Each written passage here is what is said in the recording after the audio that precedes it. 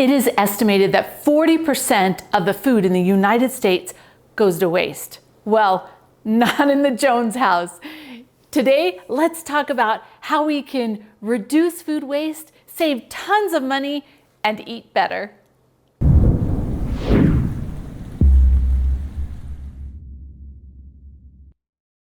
Hey Provident Preppers, I'm Kylene, and today we are going to talk about some great ways to reduce food waste. Now, I have raised 11 children, which means that I have created a ton of meals, and quite frankly, I'm pretty much an expert at all things food and feeding a lot of people.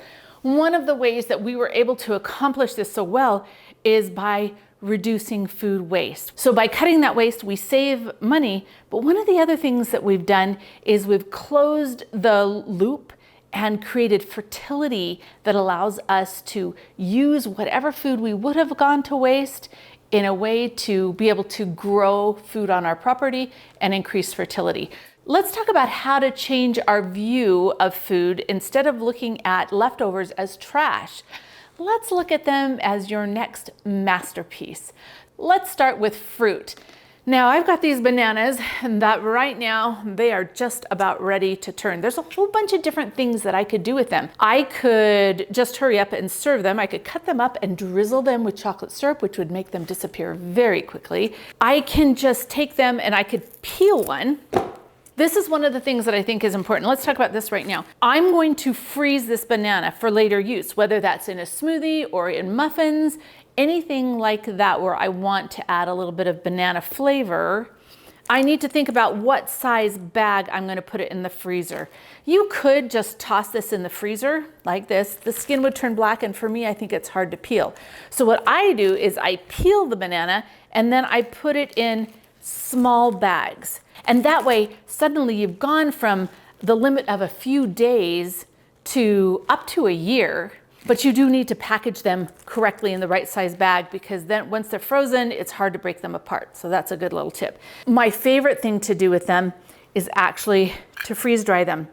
So I would take whatever bananas I have left and I'll just cut them up, put them on the freeze dry tray with whatever else I've got going in there. And then I use them as incredible snacks, and my grandkids absolutely love them. One of the other things that I can do with these bananas is I love to take whatever leftover fruit I have, put it in the blender, blend it up, and bananas are great in that. I pour it out on a silicone tray, put it in my dehydrator, and a day later, I've got delicious fruit roll-ups that I can take anywhere as snacks. And I know that what's in them is just the wholesome food that I put in them. If you click the card in the corner, I'll take you to a short that I made that shows you exactly how I make that. But that's a great way to use leftover fruit. Another way is to just cut them up, peel them, put them in the slow cooker on low, and make a fruit sauce. This works great when you've got the apples that are kind of, once they turn like spongy in the center, they're not as much fun to eat.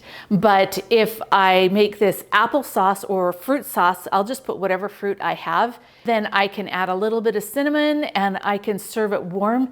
It's delicious. Or you can put it in the refrigerator and serve it cold. You could make jams out of some of the leftover fruit. You don't have to do the whole process where you cook it down and you water bath can it. You can just cook it all down with some sugar, put it in the fridge, and use it over the next couple weeks. And it's really good. It's a fun way to use that nutrition and not waste anything.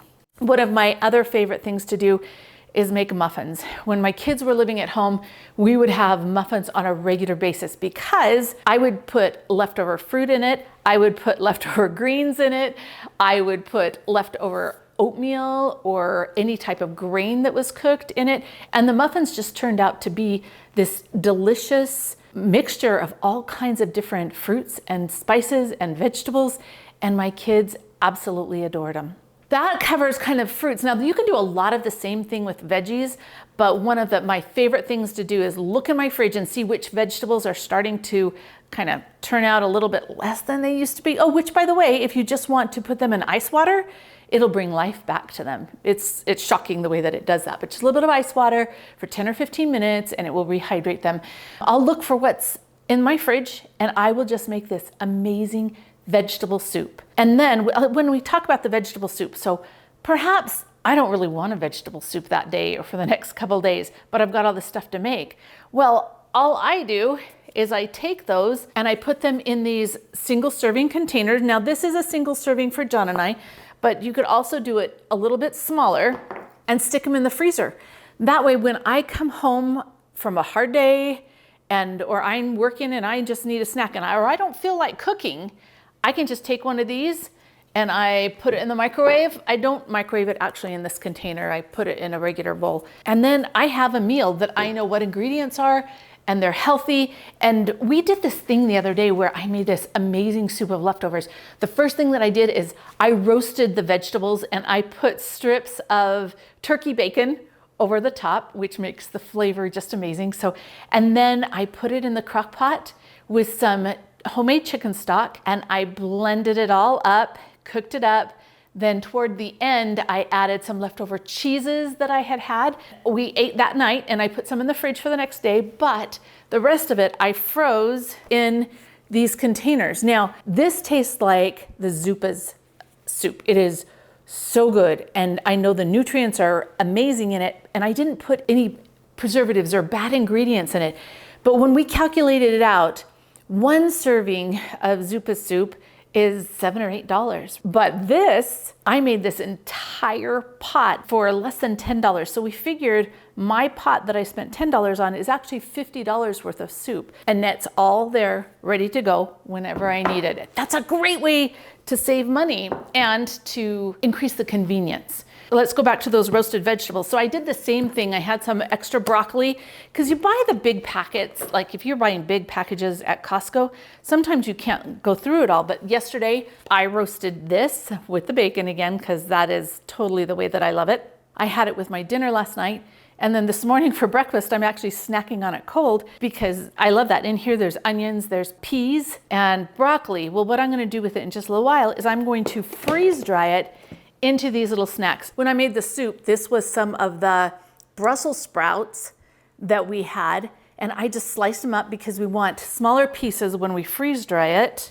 And it turns out to be these delicious little snacks. So now I'm snacking on healthy food. This is Brussels sprouts with nothing bad. It has some seasoned salt on it when I did it. It's absolutely amazing. Now I'll put it in these containers. Like this one is freeze-dried pineapple. We got a couple pineapples for Christmas and we didn't eat them. So when they were nice and ripe, I just freeze-dried them all. This is long-term storage. Long-term, so that means that I don't have to eat it within the next year or so. It'll always be there when I need it. But this one I made just to snack on now. It's important that I have these healthy snacks, and the more fruits and vegetables that I can eat, the healthier I will be. And so this, while some people would have just tossed it, these are amazing for snacking. Now you can also dehydrate foods, and I don't dehydrate as much as I freeze dry because I have the ability to freeze dry, but dehydrated foods are also a very good option. Now let's talk a little bit about meat. When I go to Costco, I usually buy 4 rotisserie chickens, and you might think that's a lot, but what I do with the rotisserie chicken, I debone all of it. The skin actually goes to the dog because I don't eat the skin, so the dogs get the skins, and I cut it all up and I put it in little containers and I'll put it in the freezer. I also very frequently freeze dry some of them, but because the rotisserie chicken is something I use all the time, I tend to put more in the freezer than I do to freeze dry it. After I take all the meat off, I put the bones in a big pot on my stove and I just turn it on low and I cook it for 24 to 48 hours. And I let all of those amazing nutrients come out of the bones. I let it cool, and then I'll pour it into pitchers and put it in the refrigerator overnight. In the refrigerator, it will turn into a gel, and on the top, there's like this layer of fat and just impurities that I really don't want in my broth.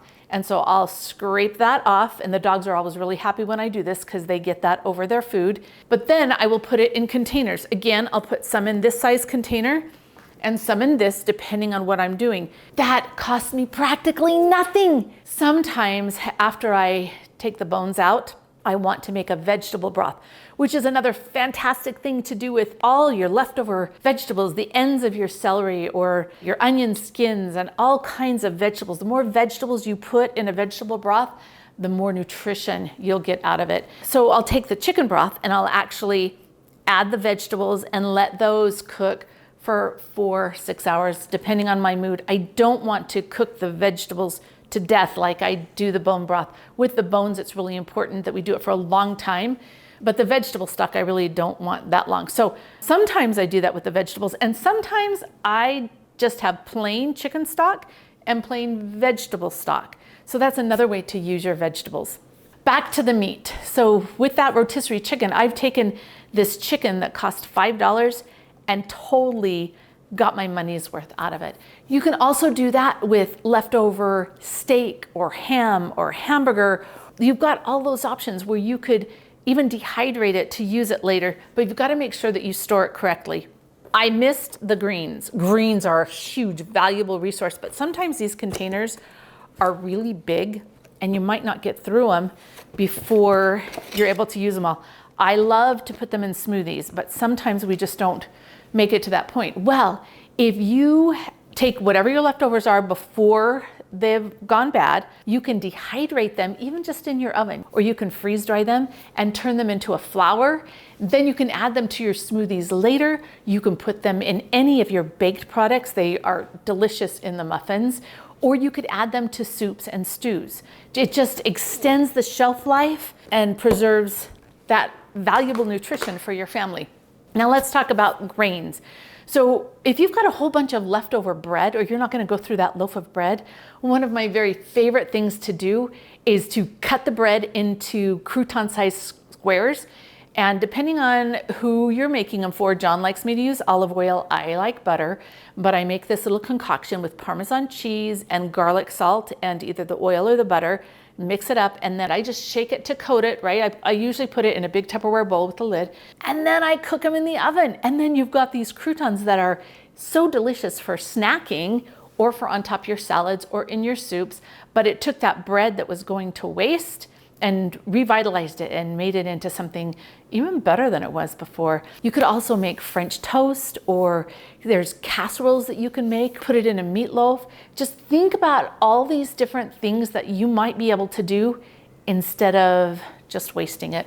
With the grains, when we have leftover rice, John's always super excited because that means that the next day we make fried rice with eggs and vegetables. It just takes the rice that could have just sat in the back of the fridge and makes it into a new meal. I talked a little bit about muffins before, but in my muffins, if we had leftover oatmeal or steel cut oats or any kind of grain like that, even if there's just a little bit, it's really good to add it to my muffins for some texture. We also make something called almond milk, where we soak the almonds and the dates, and then we put them in a blender and we make milk. A lot of times people will strain that pulp out, and then what do you do with the pulp? Well, that pulp is hugely valuable. It's great in the muffins or in pancakes or anything like that to give them a little bit of texture and a second life. Finally, we should talk a little bit about dairy.